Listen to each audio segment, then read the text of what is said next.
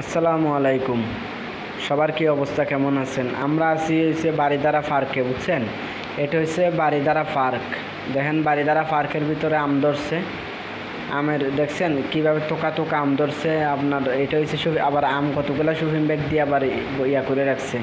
বুঝলাম না এটা বাঙালির বুদ্ধি কি, এটা এভাবে কেন রাখছে এটা আল্লাহ জানে। এটা কীভাবে কী জন্য রাখছে, মনে হয় ফাঁকি তাকি মনে হয় যেন ইয়া করতে নষ্ট করতে না পারে, এই জন্য মনে হয় এটাই ভেবে দিছে, বুঝছেন? দেখেন মানে লাইনে লাইনে সব আম গাছ।